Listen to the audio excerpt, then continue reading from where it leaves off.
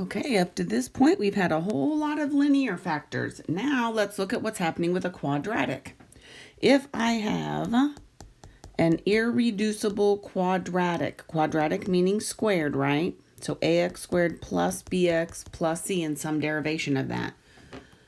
Just like for our linear factors, we just get an a in the linear because I have linear down to a constant.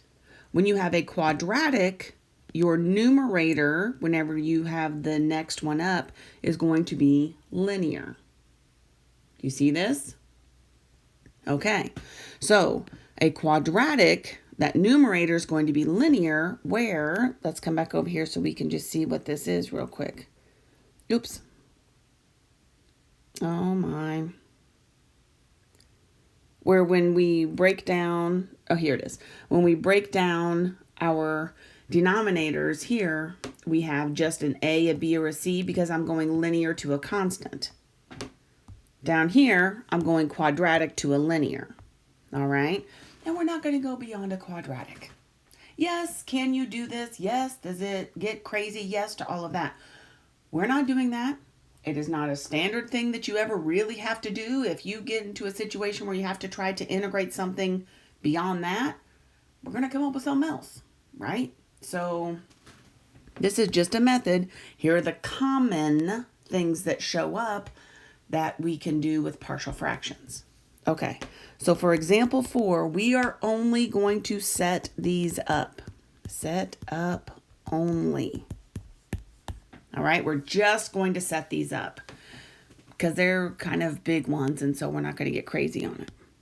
So what if I want to look at x squared plus 1 over x to the 4th minus 4x cubed, that's a 4, minus 32x squared. All right, we're just going to set this up, and we're just setting up our partial fractions. That's all we're doing. We're not going to try to integrate this. What's the first thing we do? Yeah, it is. Factor that denominator.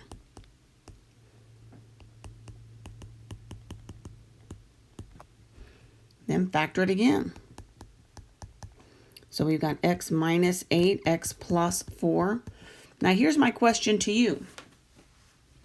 Has this got any quadratics in it?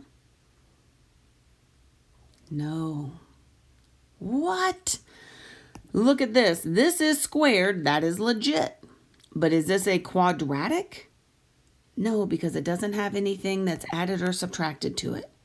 So if I were to set this up, you have x squared plus 1 over x squared x minus 8x plus 4.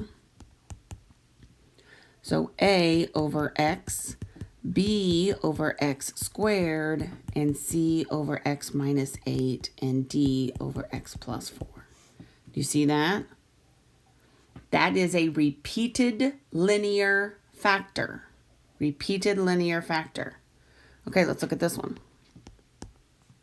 10 over x minus 2 squared and x squared plus 2x plus 2. Can I factor that x squared plus 2x plus 2? No. And that is a quadratic. All right? This is a quadratic. Irreducible. Let me put that word in there. Irreducible. Means I can't factor it down or break it down. This is repeated linear. Right? That is a repeated, oh my goodness, that doesn't look anything like the word repeated. That is a repeated linear factor. How about that? Woo-wee. So to set this one up, I have 10 over x minus 2 squared and x squared plus 2x plus 2. So my repeated linear, remember, you have to account for every single one of those exponents. X minus 2 squared. So linear just has the coefficient on top. The irreducible quadratic has cx plus d. It has a linear on the top and a quadratic on the bottom. And that's how you set that one up. All right, so I just want to point out the difference between the two. Here, this is an x squared, but it's linear because I'm not adding or subtracting anything else to it.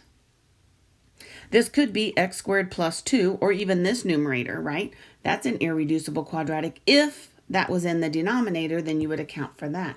It doesn't have to be 3 terms. It's just irreducible quadratic. All right? Okay. Now,